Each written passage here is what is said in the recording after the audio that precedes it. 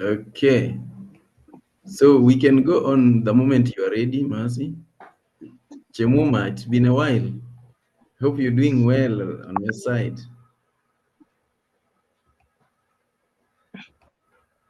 I am. Thank you for the recognition. I think it's been a while. I don't know when last I so you must have been very busy. Thank you so much. Our speaker today is F.A. George Oyuga, who is a polished pension consultant with an illustrious career that spans over 18 years of experience. He's a certified professional trainer who holds a great passion for stakeholder capacity building. He's a senior trustee trainer at the TDPK Trustee Certification Program. George has held various senior roles in the financial services industry. He has served in large firms like Old Mutual, Enwealth, and Zamara as manager and general manager, respectively. He is currently the director of retirement solution at Kuza Asset Management Limited. Kuza is licensed as a fund manager by both Capital Markets Authority and Retirement Benefits Authority. Kuza portfolio includes both Kenya shillings and USD money market funds, among others. George is equally passionate about blending finance and psychology and is working towards becoming a qualified financial therapist. Wow. He's the author of the trending book, Dance with My Money, with a promise of more great titles loading. Karibu sana, George. Welcome to this session, and let's all put our hands together as we invite Mr. George Oyuga. Asanteni sana. Thank you very much, Dreamcrest. You just denied us your face, but it's okay. Really? Okay. We didn't see you. You are not on the video, so No, I'm on video. Maybe there's a problem.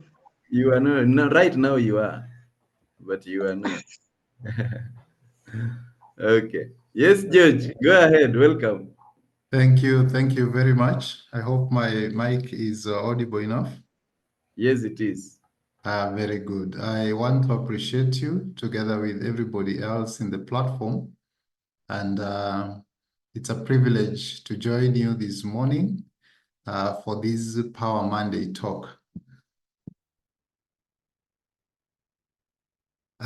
If you allow me, I would want to walk you through my brief talking points using some slides. So if it is allowable for me, then I can be able to share. Just try sharing. You'll realize you can. Very good. So I think they are good. They are there. Then the other request I'll make is if I can be allowed to go off video after the introduction, just so that my transmission is also a bit more clearer and audible to all present. Okay, so thank you. So I will begin. Have you put that slideshow used to? Yes, yes. Yes, so I will begin by, of course, first of all, acknowledging the good conversations that do happen in this platform. What a great way to begin your week. And thank you for making me part of this conversation today. I am from Kuza Asset Management Limited. This is a registered fund manager regulated by Capital Markets Authority as well as Retirement Benefits Authority. And having begun our operations in October 2021, we have been doing very, very well. Now managing over 3 billion Kenya shillings from retail investors over 200 years combined experience among the team members, and with over 10 investment products. We call them solutions more because we believe products are sold, but solutions are bought. So we call them solutions more, with over 7,500 or so clients who have trusted us to manage their funds. Our offices are at the King's Prism Tower in Upper Hill, Third Ngong Avenue. We are on the 12th floor of this magnificent building, and that is where we do our Kuzaing. Kuza means to nurture, and nurturing therefore suggests that there is a journey, and this journey is guided by our philosophy. And the philosophy we hold is that investment is a journey, and retirement also is a journey. So that speaks to the two different avenues of solutions that we do provide. One is investment solutions. The other one is retirement solutions. So on the investment solution side, we have money market funds, both in Kenya shilling and dollar denominated, as well as other different areas that one can be able to also invest in. We also have the retirement solutions that also feature umbrella retirement funds. We are helping clients with things like NSSF compliance and contracting out. We are helping individuals to save for their retirement, and just to make sure that everybody arrives at retirement safer. So as I begin this conversation today, I would want to leverage the topic of the day, which was around how do we heal our money wounds. And I would want to begin by a famous saying by one person called Frank Ocean, who said that when you are happy, you enjoy the music, but when you are sad, you understand the lyrics.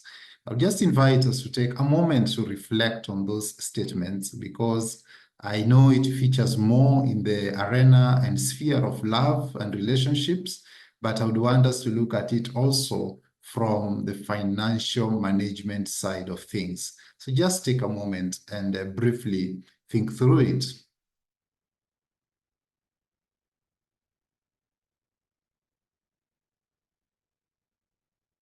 Okay, well, so yes, Frank Ocean says that when you are happy, you enjoy the music, but when you are sad, you understand the lyrics. I don't think this is any further from the truth, because this is one statement that tells us that there are many of us in life who most of the time, because we are going through life normally and the like, we go through the different stages, and this is an invitation for us to also just reflect a little bit and try and check where back as we track our paths. Did we pick money wounds? Did we pick financial injuries? Because the truth is that we do indeed pick them whenever as we navigate the stages of life. So we all begin life with the dependency stage. In this stage, we are recipients of what money can do, but we are not the ones sourcing for it. Neither are we the ones also who are making decisions around it. But as those decisions are made on our behalf, what happens is that we start developing certain expectations, certain yearnings that would want us to desire that at such a time in life, when I'll now be able to make my own decisions, these are some of the things I will do. When we're in the dependency stage, there are some people who have the natural yearning of saying that at some point I will want to move out, for example, from my parents' house. I will want to manage my own resources. I would want to be able to do my own things, make my own money decisions. But so we leave the dependency stage with certain yearnings. Some of them are pulls towards dreams that we have now been able to craft, but maybe these dreams are because we are wounded in the sphere of where we are coming from in the dependency stage. So we enter the earning stage with certain yearnings, certain dreams, certain unfulfilled desires and passions. Not only do we know that this may not be real life dreams, but they are simply the manifestations of an individual who is trying to heal their younger selves.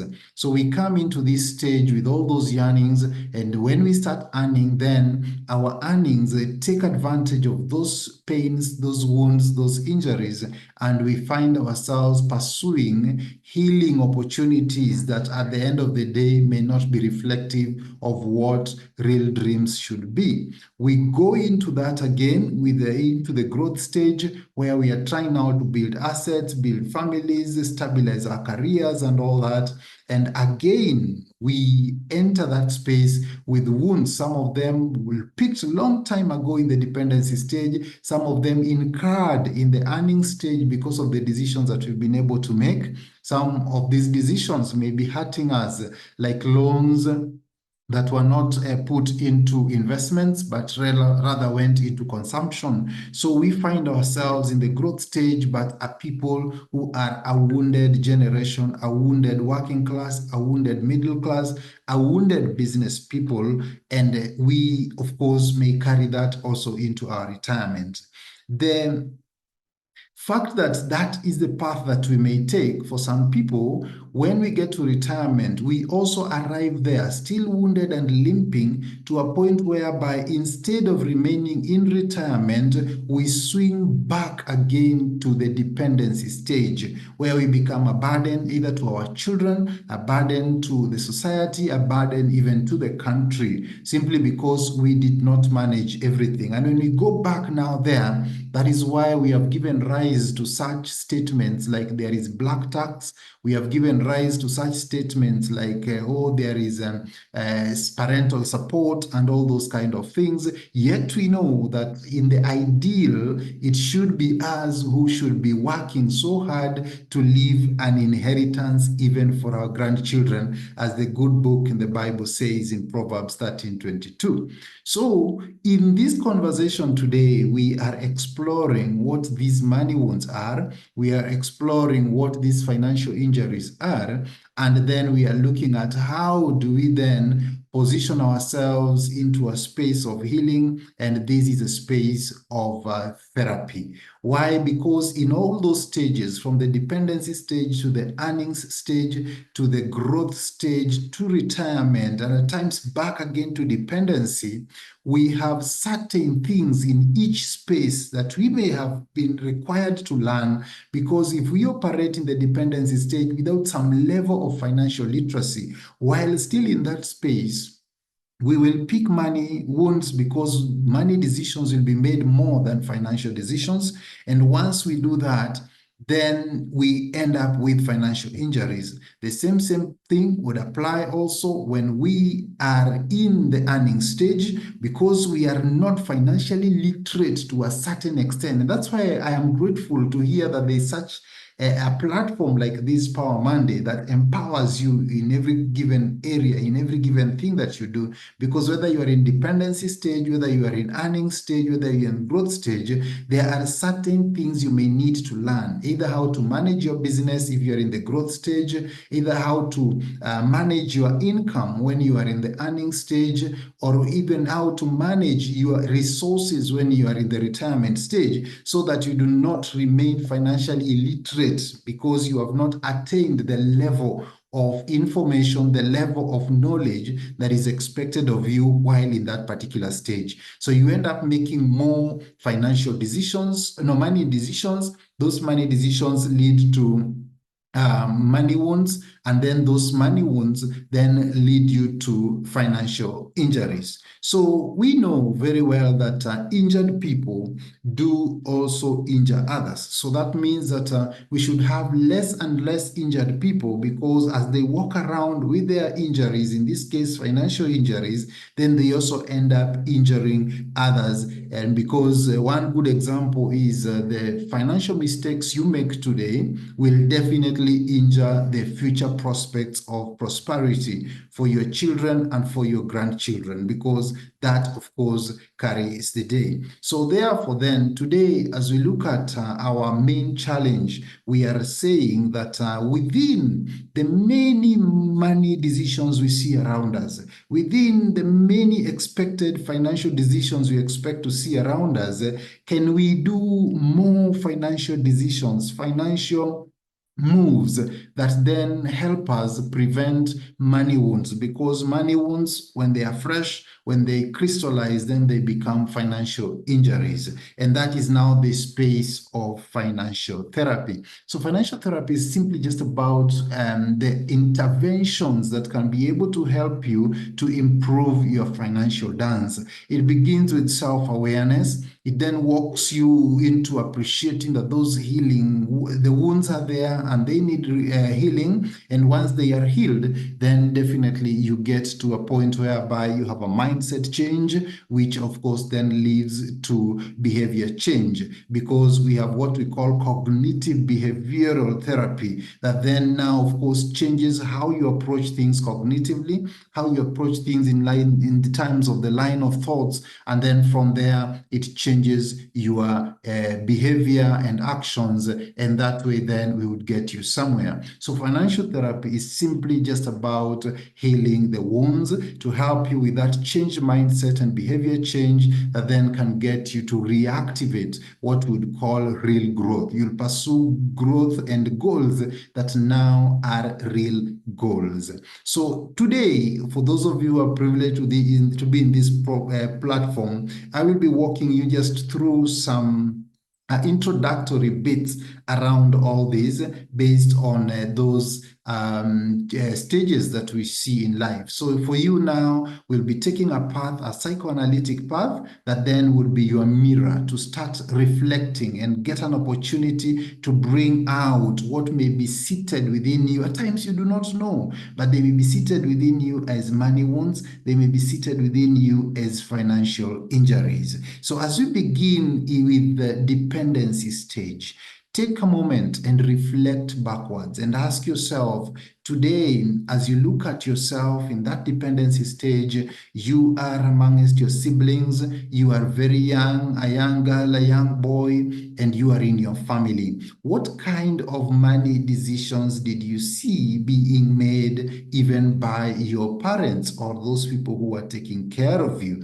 So in that particular stage, then you'll be asking yourself things like, by the way, when I look at that journey, where I am coming from, am I a product of nature or am I a product of nurture?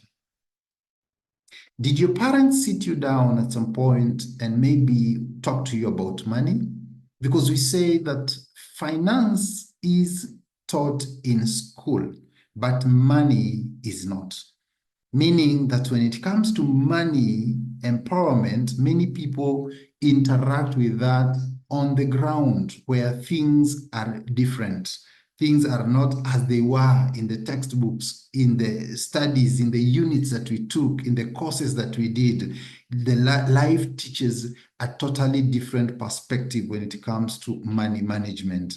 So we see around and we are like, by the way, when I was growing up, are there those economic yearnings that I grew up with? Things like, when I grew up, one of my dreams is to own a car. One of my dreams is to own a home. One of my dreams is to have my own business and all that. One of my dreams is to become the best employee and all that. So these yearnings that you developed at that particular time to say, this is what I want to become. I know when we were young, we would discuss things like, what are our career prospects? We wanted to be pilots, we wanted to be doctors, we wanted to be engineers and all those kind of things.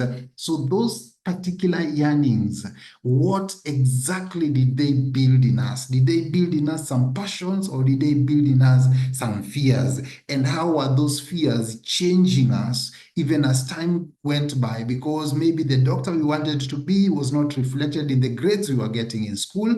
Maybe the doctor, the pilot we wanted to be was not possible because of the resources that our family commanded, because we know very well that training a pilot requires a lot of capital injection. So how did those things continually change us as time went by?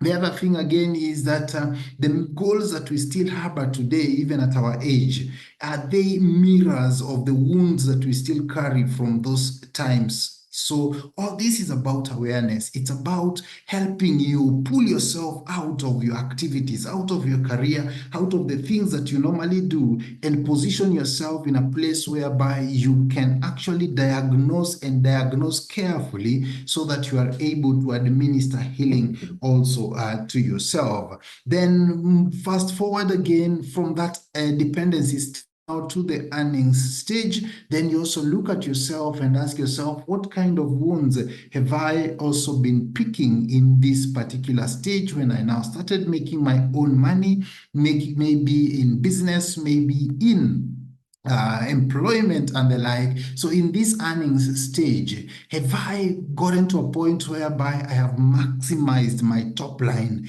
Is my pay, my income, where it really, I would have really wanted it to be? Am I happy with what I am getting? Am I feeling like I am overworked and underpaid? Am I in a situation where I would say sarcastically that I love my job, it is the work that I hate? You know, people come through so many things. Are Mondays days to look up to, or are they days to mourn the departure of the weekend? And that's why I'm grateful about Power Monday, because I believe that it helps people start life, start the week at a higher octave, which is very, very good. Then the other thing again, around the earning stage, we all know that success is not in how much you earn. Success is in how you manage the little that lands into your hands. So in that particular case, it means that the dance of the way you manage your expenses is also very, very key. Are you the kind that considers themselves very responsible with money?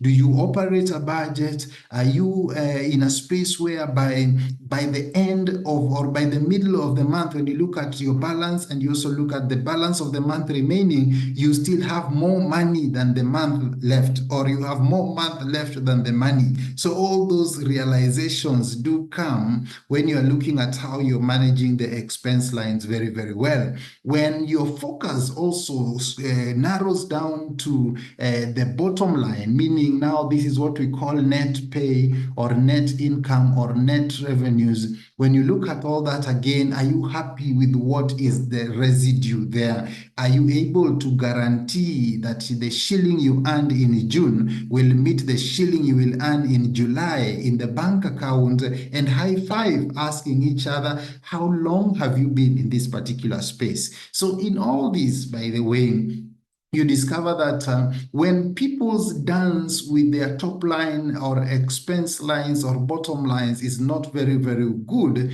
you may find yourself being a beneficiary of the legislative intervention that came when they even legislated that there is something called 1/3 rule, meaning that you are not supposed to go home with less than 1/3 of what you are earning. And that has been legislated. So that means that were it not for that legislation, there are people who actually could be in the earning stage, but they are not happy. Whatever they are going through in terms of, yes, the top line is there, yes, the expense lines, bills are being met here, left, right, and center, loans are being paid and the like, but what does this person get left with at the end of all those activities? So we have also picked wounds here. We have seen maybe we were in careers that we felt were not paying us enough. We felt that our expenses were ballooning too much. We are not able to manage our growing families and growing family needs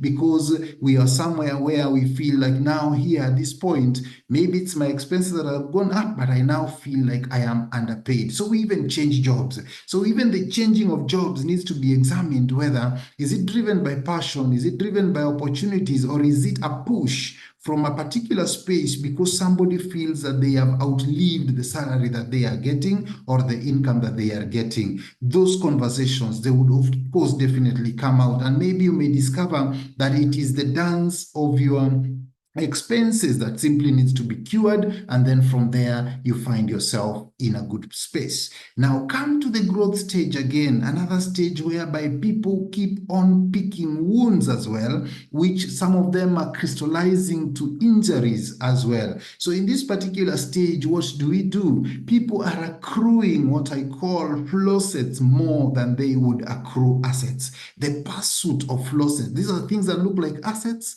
but they do not earn you anything. So you only use them to floss around. Oh, a good car, a nice house, several homes, those kind of things. And at the end of the day, when you look at them, they are consuming, they are expensive to maintain. But at the end of the day, we discover they are flowsets when we find ourselves in retirement and we are asset rich, but we are cash poor. Meaning that at that particular point, there's a wake-up call, there is a realization that our dance in that particular stage was not as was expected. Did you consume more or did you invest more when it comes to growth stage? Or if you are now currently in the growth stage, are you consumption-oriented or are you investment-oriented? Are you gathering assets? Are you gathering investments? Or are you simply just consuming month in, month out, and there you go? So when you sit down to diagnose what your real life needs are, do you find yourself in the traps of immediate gratification? Do you find yourself in a stage whereby the things that you are consuming today are simply because you took them in advance and decided to pay for them later? How much are you spending in those particular cases? That is why when we misdiagnose our problems or we misdiagnose our situations or our needs, then we find ourselves in traps where we are pursuing things that look like they are the real things we want to tick the box on, but we miss the mark in that particular space. We confuse schooling with education. That's why it is the school the child is going to that we would want to floss around with, but not exactly the education that the child is getting. We confuse housing with a house. So all those, again, we end up pursuing a house instead of pursuing housing, because housing in its natural sense can be sorted through many things. But when you find yourself trapped, for example, in a mortgage, trapped, for example, in other things like maybe a construction that has stalled, a white elephant somewhere, then it means that we misdiagnosed what our life needs were. I was joking the other day, asking some people that even when it comes to the gadgets we want to hold in our hands, did you buy a camera that can call, or did you buy a phone that can take photos? Misdiagnosis of our real life needs. And they do happen a lot in the growth stage. When you sit down with a therapist, you'll be able to actually see your own situation coming out into the surface, into the fore, to actually give you what is your scenario. Then we get to the next stage, which is the retirement stage. Some of us are not yet there, but we are on our path going there. And the question we keep asking is that, are you really planning for your retirement? If you're planning for your retirement, then it means that when we assess some things like the status of your 1%, then it means that you are somewhere healthy. And maybe this would be a good place to walk you guys into a triage and say, consider how much you have saved for retirement. Put the figure down somewhere. Very good. If you've done so, Mr. President, I can't see you writing, so yeah, so yeah, you are. You say, this is how much I have saved. So if I have saved $1 million, then it means that I am writing $1 million down. Then you take 1% of that 1 million would be 10,000. So what is the 1% of how much you have saved? Okay, put that figure down. Then once you've gotten the figure there, 1% of it, then take that amount, because my 1% of my 1 million example here would be to say that it is 10,000. Then 10,000, divide it now by the salary you are taking home today, gross salary. So if I'm taking home 100,000, then I'll be saying 10 over 100, 10,000 over 100,000, which means mine is a 10%. Now that 10%, that percentage you've gotten in the calculation that you have just done is now a projection of what your pension would be from a very rough perspective if you were to retire today. So meaning that if my example is to go by, it means that I would only replace my current income by 10%, which means now, if I was earning 100,000 today and I have to now replace my income by only 10,000 shillings, 10%, then it means that I must adjust life downwards drastically to fit into the new income levels, which is now 10,000 shillings a month. Now, did you know that that is the predicament most retirees are in? A survey done in Kenya states that we are at around 24 to 26% income replacement ratio, meaning that somebody is earning 100,000 today. When they retire tomorrow, they actually start now squeezing their life needs into 26 or 24,000 shillings only. That is why retirement has been deemed to be a very painful phase of life. And that is what then pushes people back again to dependency, the way I had highlighted in the earlier graphical representation there. So if your 1% rule is healthy, and maybe people could sample that in the chat box, just type your percentage. It will not tell us how much you earn. It will not tell us how much you have saved. It will just simply tell us, are you on the road towards a healthy retirement or not? So if you put your 10% there, somebody there, and then we can sample them at the end of the day, remember how much have you saved, then 1% of it, then the figure there over what you are earning today, that is the percentage that we are interested in. Just to sample and say, do we have more people here who are retirement ready, or do we have more people here who would actually need extra time to be able to get themselves to retire happy? Mr. President, that is how we will tell whether there is some value addition in these Monday talks, because now people can be able to get themselves closer to healthier retirements and fulfill Proverbs 13:22 that says, a wise man leaves an inheritance for his grandchildren. So I was joking somewhere and said that if you did not go to a group of schools, the person to point fingers at is not your father or mother, it is your grandfather, because that is what scripture is saying. So even you today here, you need to position things such that your grandchild will actually find this inheritance. And at that point, you have not also dictated how many children your children should have. So it is prepare enough resources that even your grandchild will find something to be able to lean on. So at this particular point, then, the question I would pose to you is, what is it that you would want to do different depending on which life stage you are in? And so the big question is, how then can you change your own money dance? The avenues for these are featured in what I call the Wiser model, which talks about revenue relationships. How are you handling them? And that is a whole topic on its own, because it says that there are certain cognitive mindsets that we need to change. Things like, if somebody buys from you a service or buys from you a good every given time, that person is your client.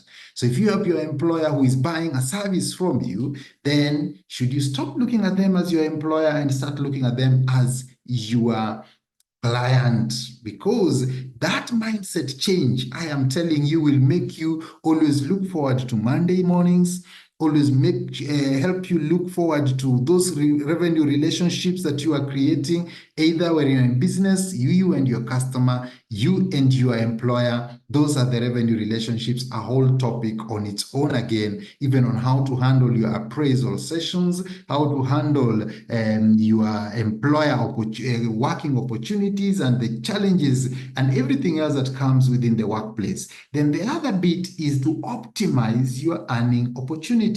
That is the E there in the wiser model. Optimize your earning opportunities. Have you maximized on what is there? Is there a course you need to add to the certificates you already have in your file at HR office that then can propel you to the next earning level? Or is there a way you need to package your services or your goods in your business such that your clients would not have a problem paying extra? There's a reason why one could pay 500 shillings for a cup of tea in a particular location and go and demand not more than 60 or 30 shillings in another location, because either when you came in, you had to see the menu written on a blackboard, or you had to get to a point whereby the menu was on a laminated A4 piece of paper, or the menu was in a QR code where you have to scan. You cannot eat in that space if you don't have a smartphone. So what is it that you need to package, and how do you need to do that to increase your earning opportunities? Then we also have the savings levels. Here, do you operate a model that borrows from a budget, for example, a budget that says that when you make 100%, take 50% of it into your expenses, take 30% there into your savings, and take another 20 maybe for your investments or loans if you have them. So in that particular case, you're already operating a model that is a 50, 30, 20 model. Other models are there, 50, 20, 20, 10 as well. Are you able to, or do you operate a budgeting model that then helps you be able to make sure that every earning you get gets you to be able to save, gets you to be able to invest, gets you to be able to also pay your obligations as you go in? So how do you manage your savings platforms? The other bit again would be, can you make better investment decisions as well?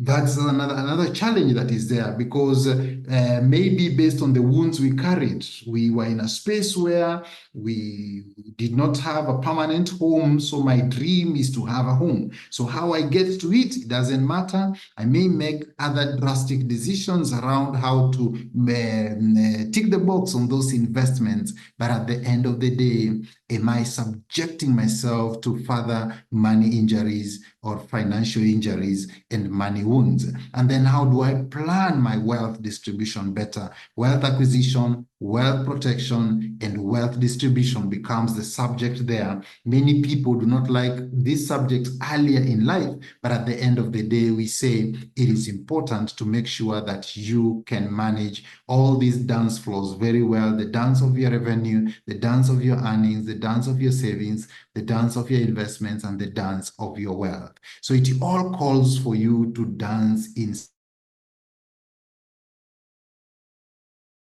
diagnose, think about everything. Look at the earnings level, diagnose, think about everything. Look at your savings level, diagnose, think about everything. Look at the investments levels and activities there, diagnose, think about everything. But I think you are almost done, because Yes. we have like 5 minutes. So even your screen went. Even my screen, eh? Yeah. So I think I was just at the conclusion bit. Yeah. Inviting us to make more and better money decisions, no, financial decisions, as opposed to money decisions. So in this conversation, therefore, then mine was to welcome you to consider that the hindsight you've received today, may it build some insights in you today to ask yourself the salient questions of where you are, and then from there, then help you to build better foresights of where do you want to be, so that the success of your earnings will depend on how much you are reskilling yourself, upskilling yourself, how you are positioning yourself for money mastery, so that money can follow you there, and then how you also appreciate the times that we are in and take advantage of the stage, even in technology and all those things, and get a chance to repeat yourself across the board. Because if you don't do that, then as the Bible says, a fool and his money are soon parted. Then there will be less incoming amounts for you and more outgoing, and therefore you'll be more and consistently susceptible to money injuries. So where you are saving matters, because space is the model there to tell you, consider safety in every given time, look at regulations, consider the processes that are inculcated in the same spaces to help you with governance, consider access, because you don't want to find yourself in a space where you are asset rich but cash poor. Consider the costs and the opportunity costs of the platforms that you embody, and then how much or what are you earning? Are you able to convert your assets into convert your income into assets? So it's a reality check for all of you, as I invite you to then consider more and more conversations also captured in my book, and you can scan that QR code. You'll get the book in audio form, which you can listen to on the go from the website moneydancetherapy.com. So, Mr. President, allow me to then stop there. Then if there are any questions, concerns, or anything that one may want us to look at, then we can be able to address the same. Back to you. Thank you. Thank you very much. Yeah, that's great. And thanks to all we filled the room. We were 100, I believe, plus other people may not have been able to join. There was a question from Smith Mbogo asking, in a nutshell, if somebody got an opportunity abroad and you are now leaving your family, and the opportunity is going to give you additional 40% in your pay plus some other bonuses on top, what would be your thought? Would that be a good idea? You're going there for a minimum of 3 years, and you're leaving your family behind, maybe as a way of healing money. I don't know, in this particular context, what would that mean? Is that a good thing?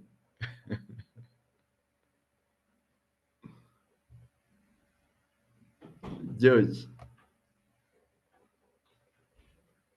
you are muted if you are talking.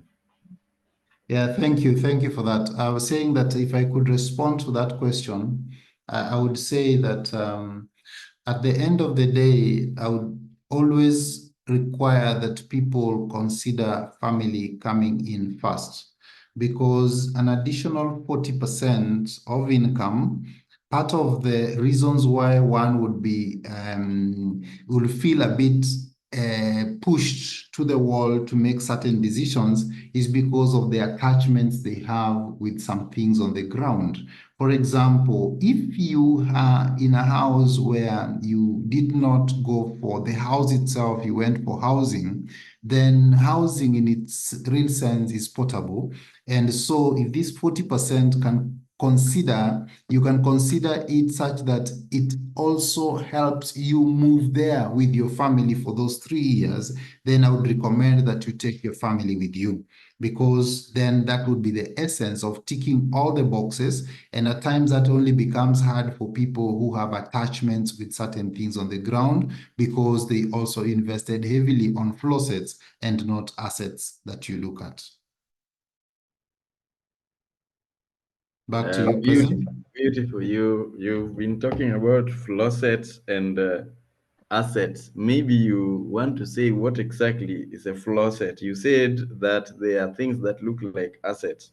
Where does the term come from? Is it English? But then even as you're answering that,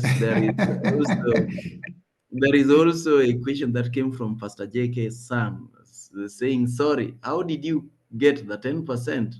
Mind repeating the formula? So those two, then I think we'll be good.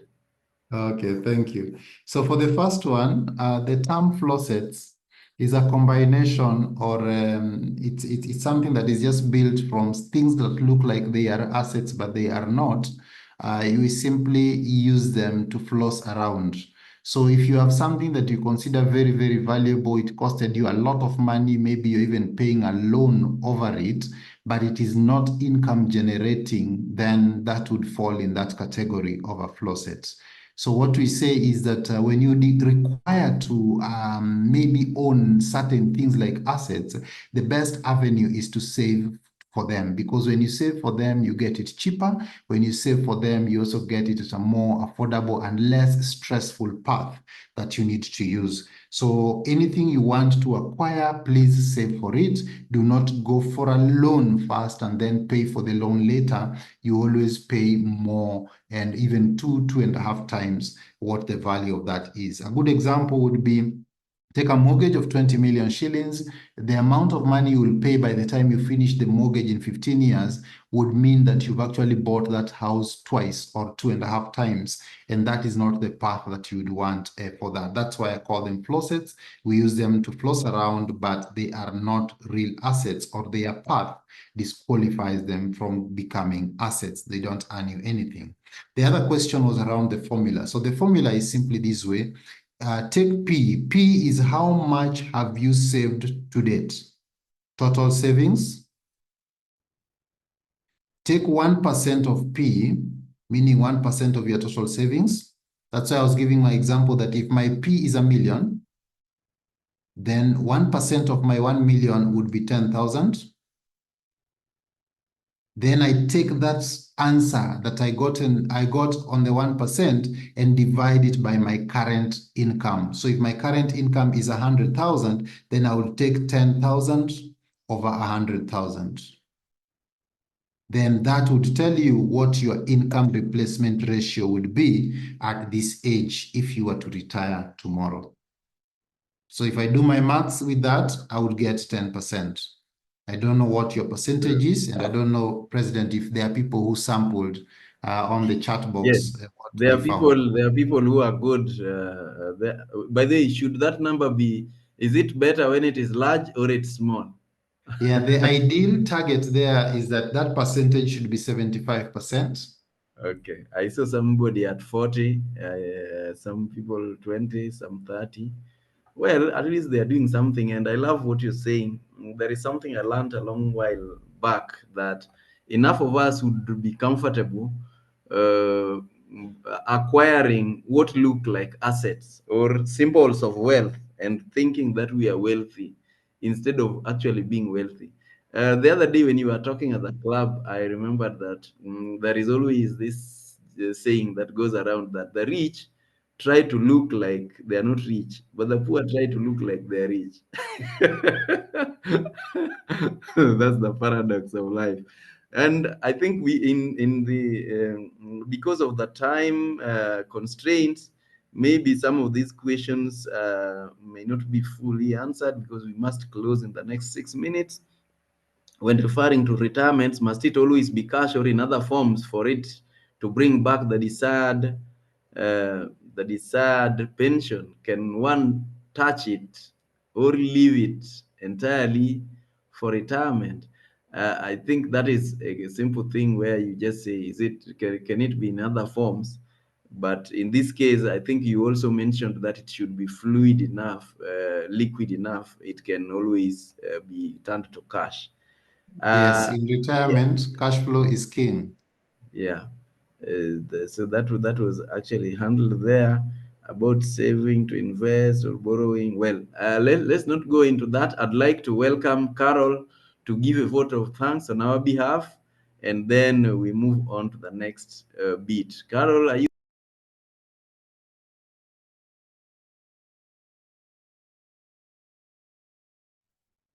Yeah. I'm there. Hello? Go ahead. Go Can you ahead. hear me? We can hear you. We can see you. Okay. So first of all, this is a great day for me. Because I not only learned, but there have been so many desires in my heart as a coach who have gone through several facets of coaching, to see one of my own brothers come to the stage and help. And right just on top of my desk, this is what I just went through. It's called the legacy journey. And there's nothing that my brother has not said which is not here. These are very expensive programs. And I've heard my brother speak, and there's not a single thing that he has not mentioned. And I'm just wondering how fortunate we are as a country that we have people like the presenter who just made his presentation. I like the way he tackled the financial pitfalls. And one key thing that came out very clearly is that hurting people hurt people. And another thing that came out very clear for me is that nothing beats awareness. That the moment you are aware of what is going around you in your finances, then now you have the ability to walk towards becoming financially free. We've had several presentations, and I would really urge those who are listening to take the number of this gentleman and pursue him, because this is where the rubber meets the road. I would really appeal for you to look for this guy. He has left his number. And I think this is such a great, great, great asset that we have, not just as a group, but as a country. And I'm very grateful. I'm very grateful, and I'm very honored to witness one of my own brothers coming up and making such a very well done presentation. So on behalf of this organization, on behalf of this group, I want to thank you, and I want to tell you that you've done a great job. And I would wish for most of us to come out and support this brother so that you can heal yourself. If you heal your finances, you are sorted. And I'm really grateful. I'm very grateful, and we hope to see more speakers. Thank you, Doc, for making this happen.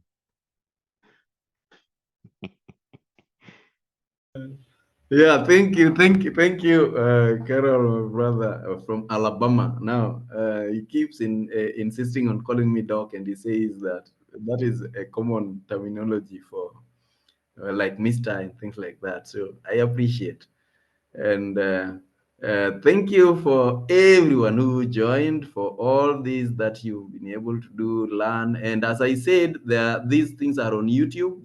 We will post this by Wednesday, so you can always follow, subscribe to the YouTube. We also have Power Monday WhatsApp group. I already put a link there. You can fill in the form, then we will add you to the group. There is a reason you've got to fill that form. And there is a reason, even if you shared it with somebody else, we will not add them. That's the way it works. At this, and I want to remind us also that we have upcoming meet and greet this Saturday, and you do not want to miss it. It will be much, much worth it. Sometimes all that we need is just one more contact, and we meet that dream that we have. And a lot of that has happened in our previous meet and greet. Some of the people have been able to see their breakthroughs through just one meeting like that. We've seen it many times, and you are not an exception. You may just meet what you've been looking for. So for anyone who can make it, who is within the Nairobi metropolis, this is a very good opportunity. I'd like to welcome Antonia. If anything you have that you may want to say beyond